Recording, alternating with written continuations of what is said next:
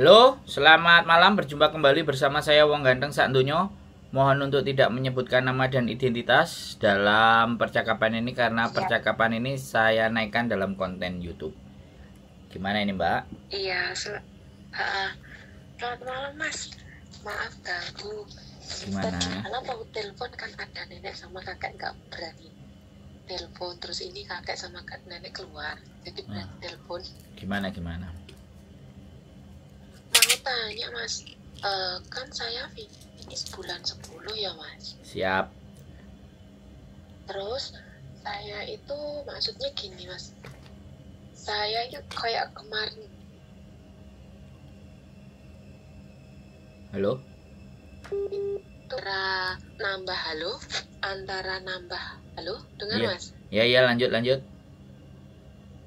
Antara nambah kontrak atau cari majikan lain. Bingung. Bimbang. Ya boleh cerita. Kenapa? Apa yang jadi bimbang? Kalau kerjaan itu sebenarnya gini Mas, nyantai ya. Sama yang majikan yang dulu itu beberapa tahun yang lalu kan enakan ini punya kamar sendiri. Maksudnya istirahat jam 10 lah, sudah istirahat kadang paling lambat jam 11. Tapi di sisi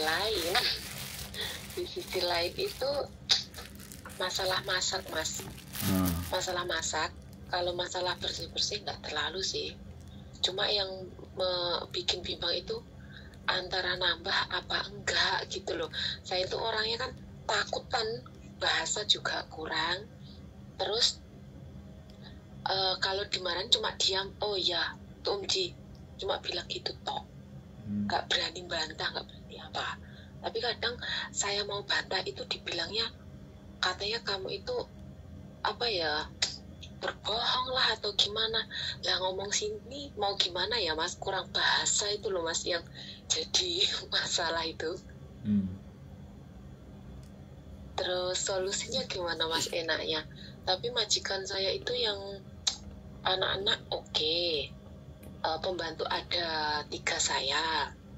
Tapi di anaknya nggak satu rumah sama nenek ini. Saya kan di rumah sama nenek sama kakek. Terus yang lain ada di anaknya nomor 1 sama nomor 2. Terus enaknya itu mana Mas? Tapi soalnya itu iyo, si nenek suka gantung pembantu gitu loh Mas. Yang sebelumnya saya itu katanya disuruh nambah, ya anaknya nambah, tapi katanya mau dikasih LC gitu loh Mas. Ternyata setelah ditanyakan kurang 1 minggu mau keluar nggak dikasih. Ya terus yang pembantu satunya juga gitu, ikut lama katanya mau dikasih bonusnya nggak dikasih juga sama. Tapi kalau yang pembantunya yang satunya itu lama, udah 14 tahun, majikan oke, ngasih dia. Tapi yang enggak itu yang si nenek ini sama yang anaknya satunya gitu loh Mas. Kalau yang ngejeng aku kan anak nomor 3 itu oke, tapi nenek yang nggak oke gitu loh. Jadi bingung kan Mas. Saya itu nggak terlalu berharap masalah LC ya, tapi saya kerja 2 rumah ya kan. Seharusnya 2 rumah kan nggak boleh, tapi saya kerja di rumahnya yang ngejeng saya itu 1 minggu sekali Mas. Itu gimana solusinya? Minta solusi lah intinya. Gini, kalau sampean minta solusi sama saya, yang tahu situasi keadaan kan sampean. Jadi saya cuma nanya, pas kerja di situ perasaan hati sampean gimana? Seneng, perasaan butuh, apa kebentel, apa terpaksa? Nah yang ke satu itu takut dia kan, mau apa-apa itu serba takut salah kan. Terus yang kedua bener kebentel Mas, karena butuh, ya kan. Terus yang ketiga, saya kan punya anak 2, butuh uang buat tabungan masa depan anak saya dan masa tua saya gitu loh. Udah?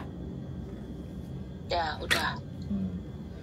Urusan tidur, urusan semuanya aman, makan aman.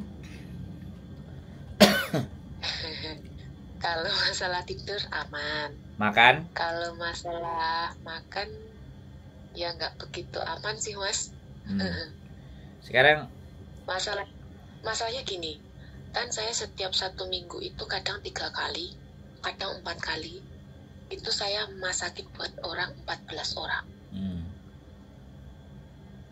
Terus saya kan pernah ke CC yang satunya, pernah curhat ke sana juga, dikasih tahu CC.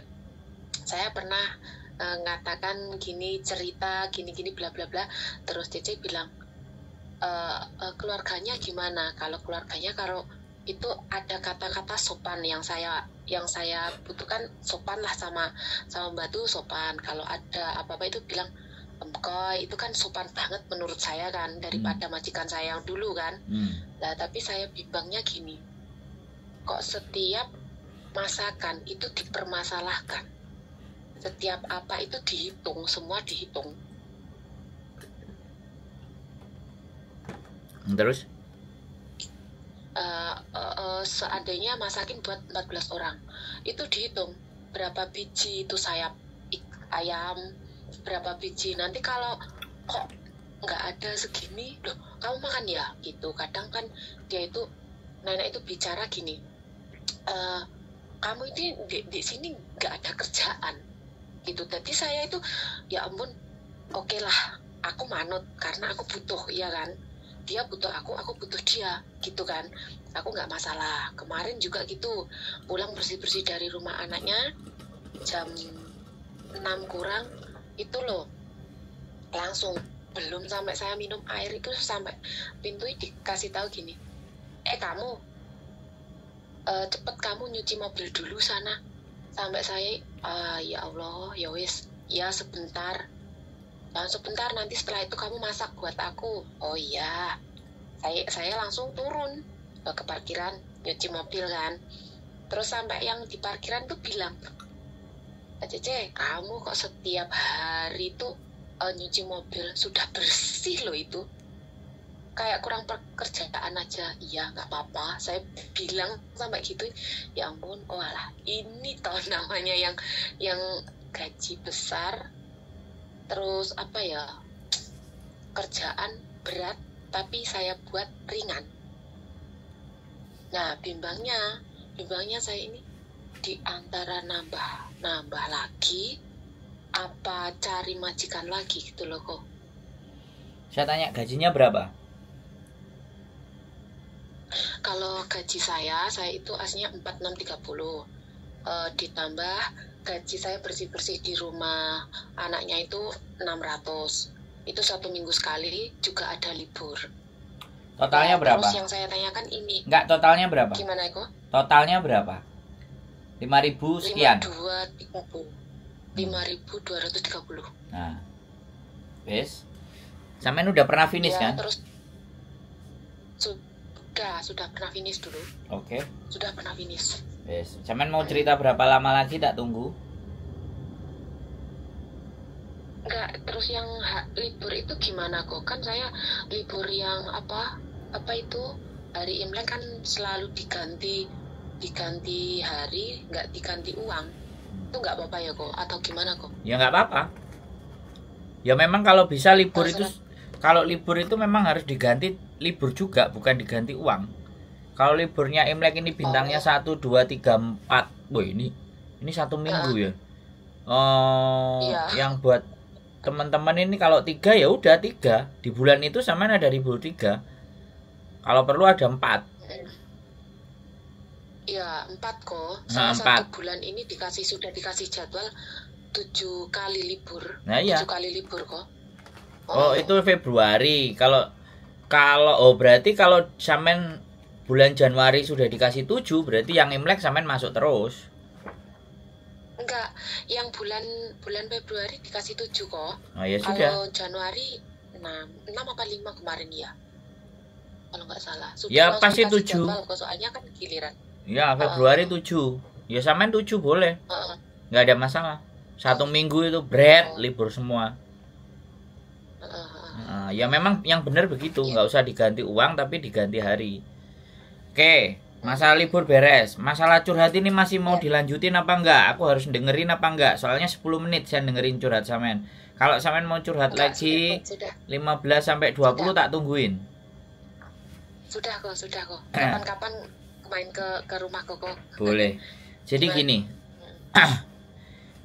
Sekarang sampean sudah pernah finish ya di Hong Kong sampean berapa tahun? Tidak di majikan ini sampean berapa tahun? 2 tahun kok. Oke. Sekarang sampean siap nggak kalau sampean ganti majikan finish terus majikan baru adaptasi lagi terus nggak punya kamar, kira-kira sampean siap nggak? Kalau sampean siap menerima itu ya cabut. Kalau sampean nggak siap, siap. Kalau nggak siap dengan majikan baru dengan adaptasi yang baru ya udah stay aja di situ. Kalau masalah kelakuan, ngitung kaya, ngitung joysam semuanya serba dihitung, namanya orang Hong Kong mana ada yang nggak perhitungan. Terus masalahnya kalau nyuruh, kalau bisa ini disuruh belum selesai, di sana udah nyuruh, di sana belum selesai udah nyuruh, itu karakter orang tua itu begitu. Karakter orang tua dan karakter bos itu juragan itu kayak gitu. Kalau ngelihat kita redok leha-leha titik, otaknya puyeng. Ini tak bayar kok lunggah-lungguh aja. Nah, selama dia tidak menggunakan tangan, selama dia nggak menggunakan alat-alat untuk memukul sampean, bagi saya loh ya, mulutnya mereka itu ya kayak silet, kayak pisau, kayak pedang, sret. Jadi seolah-olah itu kalau dia berbicara itu hati kita tersayat, gitu. Gitu loh Mbak. Itu tuh Hong Kong. Hong Kong itu memang kekuatannya menyakiti hati kita itu dengan ucapan. Itu pasti. Saya garansi. Saya garansi jangankan kok sampean. Sekali lagi jangankan kok sampean yang di dalam majikan. Saya aja sama sopir saya pernah sungfo angkat-angkat barang, mulutnya itu malah lebih nggak teratur. Karena kita sama-sama kerja, satu kardus tak tendang ke mukanya dia. Dia ngajak ribut, tak ajak sekalian ribut di situ. Mundur dia. Aku pernah Mbak kayak gitu Mbak, sama orang Hong Kong. Itu sopir, mulutnya nggak pernah mau berhenti. Nyakitin hati Mbak. Karena kita orang Indonesia ya. Kita mainnya kalau udah ribut-ribut ayo berantem aja. Tapi di Hong Kong kan tidak bisa begitu. Sekali kita nyentuh tubuhnya dia, dan itu memar, masalah Mbak. Makanya tak tendang satu buah kardus. Dipikirnya aku juga nggak bisa marah. Habis itu tak tinggal kerjaan Mbak. Tapi kan itu tidak mungkin kalau buat sampean. Nah, mau tidak mau, bisa tidak bisa.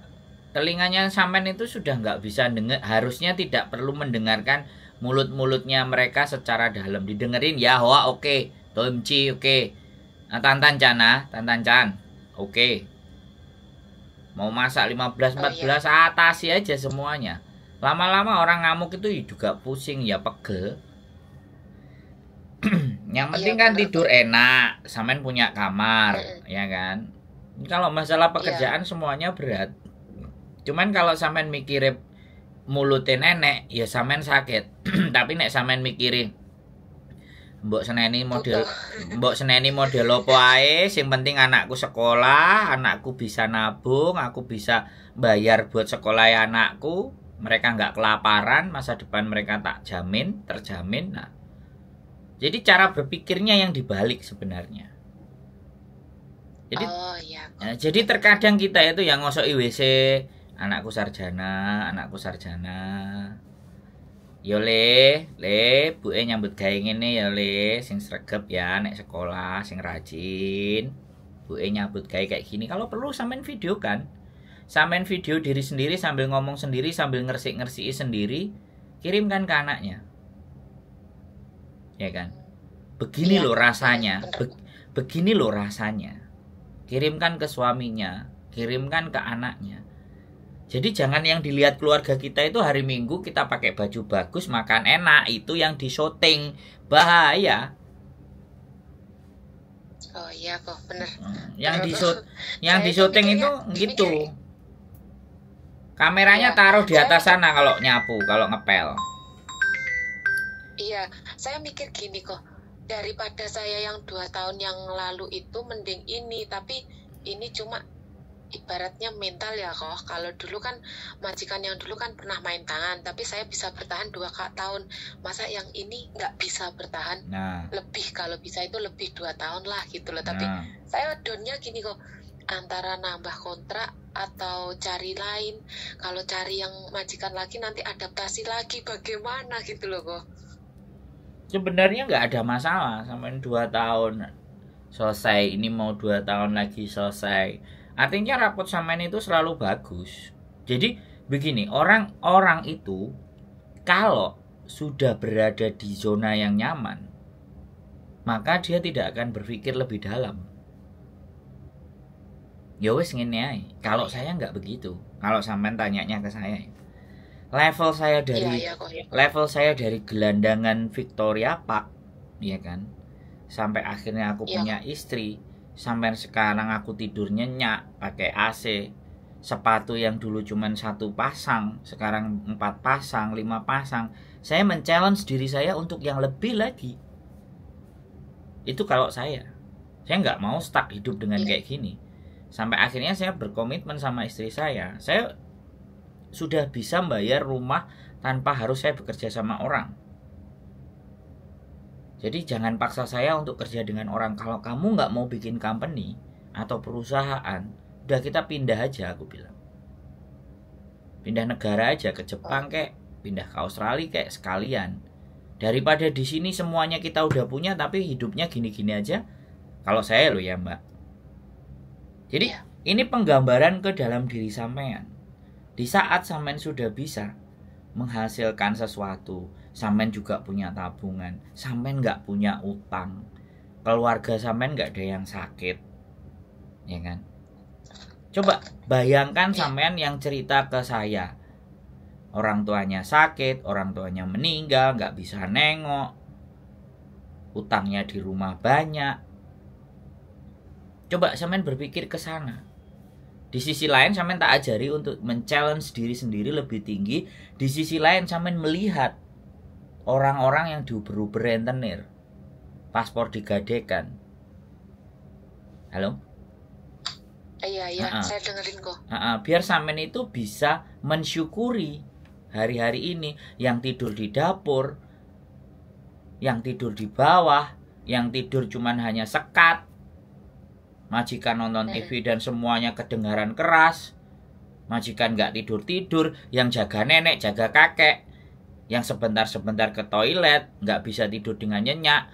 Mereka harus nuntun nenek atau kakeknya supaya dia nggak jatuh. Kalau jatuh sampai patah tulang, sampai kepalanya sering pusing, minumannya bodrek, gara-gara nggak pernah tidur 1 jam 2 jam aja sudah sangat mepet sekali, sudah nyenyak, sudah enak tidur begitu. Coba. Iya. Jadi bener kok. Jadi terkadang ya sekali lagi kita nggak melihat dunia, yang kita lihat hanya diri kita sendiri. Akhirnya yang terjadi apa? Ya kurang bersyukur. Saya tidak berbicara sama yang kurang bersyukur. Saya tidak berbicara begitu. Tapi karena kita hanya melihat diri kita sendiri, kita tidak melihat ke dunia sana, di luar sana. Kalau sampai nonton konten saya hampir, coba yang meratap itu, yang nangis itu sampai dengerin. Supaya sampean bisa sampean supaya bisa ngerasa bahwa uripku jek lebih enak ya dibandingkan mereka. Iya bener kok. Saya kadang gini, ya Allah, yang lebih parah sama saya itu masih banyak lagi. Kadang nggak dikasih makan, kadang gini, kadang gitu. Ya Allah, alhamdulillah saya masih bisa bersyukur lah, bisa tidur nyenyak. Tempat tidur kan lebar, nggak kayak dulu. Ibaratnya kalau libur kan nggak terlalu cepat keluar, bisa istirahat dulu. Itu alhamdulillah banget. Jadi begini loh Mbak, ketika sampean punya sisi nyaman dengan tidur enak, jam malam nggak terganggu, pasti ada sisi yang nggak enak. Apa yang nggak enak? Mulutnya nenek. mulutnya kakek. Iya. Iya begitu. Gitu loh. Ya memang begitu balance. Jadi hidup itu bahagia sama susah itu berjalan seiring. Tinggal kita itu lebih meresapi yang mana? Lebih meresapi yang susahnya atau meresapi yang bahagianya. Makanya saya dulu waktu jadi mahasiswa kuliah jauh dari rumah, bekal saya itu cuma 50.000 gimana caranya hidup 2 minggu di Surabaya. Lah hari ini walaupun saya sudah punya uang, saya sudah punya istri, saya mencoba menerapkan hidup saya. Kira-kira bisa nggak 50.000 itu hidup dalam waktu 2 minggu? Walaupun standarnya mungkin 50.000, ya enggak. Makanya yang ada saja, nggak usah beli di restoran. Aku selalu ngomong sama bojoku, aku loh nggak mbok ingoni, kamu kasih roti tawar aja 1. Semua yang kamu belanja ini kamu jangan belanja seminggu aja tak habisin semua yang ada di sini. Aku sering ngomong sekali sama istriku kayak gitu. Karena dalam rangka saya ingin gini loh, bagaimana caranya hidupnya itu serba terbatas tapi bahagia. Enggak semua orang bisa seperti itu loh, Mbak. Iya bener. Enggak bisa semua orang. Tapi begitu kita bisa, rasa syukur kita itu besar. Jadi kalau saya punya istri, uang saya bawa semuanya. Kamu mau ambil semua, kasih saya Pak Tadong aja. Kalau ada orang minta dibantu mau ke sana, aku kan butuh transport. Dah kasih aja itu aku. Aku ready, Mbak. Aku siap. Dengan kenyataan yang buruk dan pahit pun aku tuh siap. Karena itu akan menjadikan diriku jauh lebih kuat, Mbak. Yang nggak bisa orang itu hidup terbatas tapi bahagia. Kalau katanya Gus Plus, hati senang walaupun uang tak pegang. Nah itu tidak banyak orang bisa merasa seperti itu. Makanya saya belajarnya itu hidup stoikisme. Jadi hidup dengan berpikir yang sebaliknya. Jadi istri saya tak belajarin gimana kalau kita hidup itu kita memang berdua, ya gelasnya cuma 2, piringnya ya cuma 2, ya kan?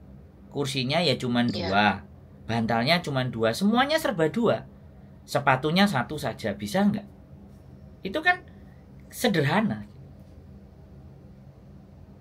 Ya tapi sekali lagi kehidupan orang itu bisa memilih. Makanya kalau sampean boleh menilai, yang saya dengerin ini kan keluhan, yang saya dengerin di telepon ini kan masalah, ya kan? Tapi kenapa kok saya senang dengerin masalah? Selain saya punya pengetahuan, saya percaya diri punya pengetahuan untuk membuat mereka jauh lebih tenang, saya juga ngerasa ternyata hidup saya jauh lebih enak. Juga memberikan motivasi untuk yang lain gitu tuh. Saya itu justru kalau sehari gak ngomong stres, Mbak.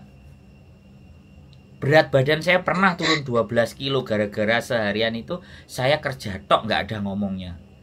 Bojoku sampai kamu kok sampai kurus. Ya kan kamu nyuruh aku kerja. Kerja yang tidak di passionku. Ya wis lah resign aja. Oke. Kamu kan minta uang banyak, ya sudah saya kerja 2. Waktu buat dia nggak ada. Nah sekarang istri saya yang kerja di restoran, saya kerja di rumah, coba. Ya kan kayak gitu-gitu loh, Mbak. Saya itu nerima telepon dari teman-teman, itu bagian dari kerja saya. Jadi kesenangan saya gunakan untuk pekerja, saya jadikan pekerjaan saya. Jadi biar ketika saya bekerja, saya tidak merasa bekerja, karena saya senang. Ini bisa membantu orang lain. Nah, saya tidak hanya ngomong kayak gini ya. Di sela-sela orang yang nggak telepon, saya dengerin, Mbak. Dengerin ustadz ngomong, dengerin ngaji filsafat, dengerin bagaimana konsep kehidupan di masa mendatang, dengerin dunia di era hari ini bagaimana, terus lihat sosial medianya teman-teman. Melobi, ya kan? Dibohongin sama aplikasi, ya kan? Aku dengerin, aku ngeliatin. ada yang anak break interminate, ada yang kena kasus rentenir, bagaimana ini mau diperkarakan. Semua saya masukkan ke dalam otak saya. Curhatan saya dengerin, saya resapi, terus saya harus masuk di mana ini. Untuk membuka jalan dan cara berpikir teman-teman ini, saya harus masuk dari sisi mana yang bisa diterima. Kayak sampean kayak gini. Sebenarnya sampean itu hanya 2-3 hari atau 4 hari kemarin itu nelongso rodok kecentok. Makanya pengen telepon. Piye sih? Aku ki piye sih sakjane? Ya, saya kemarin lah saya itu sampai gini kok.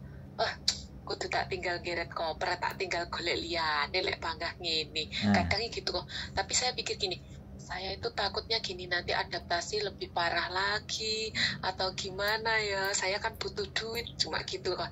Terus ya ampun, mungkin ini cobaan. Mungkin pikiran si nenek lagi ada masalah lah, dilampiaskan ke saya gitu. Kan? Cuma ya wis oke lah gitu kan. Kecentok Mbak. Beberapa hari kemarin ini sampean kecentok. Atine kena silet sret pisan dijarno sik sret ping pindho kok gak biasa nih aku diseneni kon koyok ngene kan bimbang sampean akhirnya neklek. Makanya sampean kudu koncoan karo aku ben energinya strong terus. Iya sering dengerin aku kok. Nah iya. Sering dengerin aku juga sama Aceh itu sering aku dengerin kok. Terus ini juga saya mau minta doa kok semoga teman saya dulu yang satu PT kemungkinan kok udah dengar apa belum yang kemarin jatuh itu kok? Jatuh kemana? Yang jatuh di Taiwan itu kok. Oh ini aku belum tahu ini berita ini. Terus lanjut nama. Minta doanya semoga pemulangan jenazah minggu depan diberi kelancaran, yang di Indo diberi kesehatan, ketabahan keluarganya. Amin. Terus pesan buat KC yang lain, kalau ada masalah tolong sharing ke siapa yang bisa diajak bicara, jangan dipendam sendiri. Ya. Cuma itu kok pesennya. Biar nggak bunuh diri. Saya sudah saya tahu semua tentang KC itu, emang satu PT dulu kok, terus udah kayak keluarga sendiri. Rencana kan Lebaran Cina ini mau kumpul kan, tapi ya wallahu a'lam itu tadi nggak tahu ada masalah apa. Emang dia dari dulu itu orangnya tertutup kok, nggak pernah kasih tahu teman kalau ada masalah. Cuma gitu kok. Terus akhirnya jatuh. Minta doanya buat teman. Iya, minta doanya sama teman-teman, sama keluarga yang lain. Siap. Nah, makanya kalau dia itu nonton konten saya, mungkin berpikir ulang. Waduh, pede sekali saya kan. Ya. Saya pede sekali, Mbak. Justru yang kayak gitu itu kalau bisa dicegah. Ya kan? Makanya yang menjadi bagi saya, kalau ada sesuatu yang baik itu orang itu berat untuk share hal-hal yang baik itu sangat berat. Karena untungku apa nek aku nge-share. Ya kan? Karena keyakinannya cuman uang, keyakinan hanya benefit. Hidup yang hanya dipikir untungku apa. Kalau kita hidup yang kita pikir untungnya apa, niscaya kita itu akan menjadi orang yang gampang mengeluh. Tapi kalau kita kalau kita berpikir bahwa aku dikai moto, dikai tangan, dikai sikil, dikai utek, gawe mikir. Terus apa yang aku lakukan membuat orang lain menjadi bermanfaat dan senang? Aku yakin orang itu akan jauh dari stres.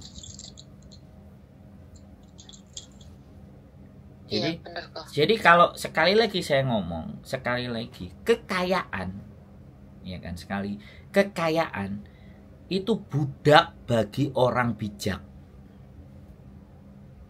Tapi kekayaan itu tuan bagi orang yang bodoh. Wis, kalimat itu mak jelek. Bener kok. Langsung baik ngenai. Kasarane wong Jawa. Iya. Iya bener kok. Ya kalau kita itu orangnya bijak, kekayaan itu budak. Jadi kekayaan itu kita yang atur. Kekayaan itu bisa bicara harta, bisa bicara uang. Kita yang atur karena kita bijak. Tapi kita akan menjadi orang bodoh kalau kekayaan itu menjadi tuan yang harus diikuti. Sampai sak piro. Ya, bener kok. Kita nilainya diri sampean itu melebihi 1 miliar. Ya kan? Coba dari kecil sampai besar sampean didik anak sampean. Uang yang sampean hasilkan berapa dihitung bisa lebih dari 1 miliar. Tapi kadang-kadang kan tidak disadari. Coba ketika sampean sudah sakit. Ya kan? Itu Iya. ya. Oke? Iya, bener. Sudah? Ya, Sudah makasih. terang ya. Sehat selalu ya. Saya selalu mendukung. Iya, Saya sama-sama. bisa diajak omong. Iya, Kalau iya. untung ditelepon, diangkat. Kalau enggak, coba telepon terus gitu aja. Oke? Iya, nanti kalau libur saya tak ke tempat Koko. Boleh Ada main. waktu. Nah, siap, kita tunggu Iya. makan bersama. Iya. Oke? Sehat selalu buat sampean Mbak E, Terima kasih, Ko. buat keluarga. Iya, terima Ya, kasih, Ko. matur sembah nuwun. Ya, Assalamualaikum makasih, Ko. warahmatullahi wabarakatuh. Oke, Waalaikumsalam warahmatullahi wabarakatuh.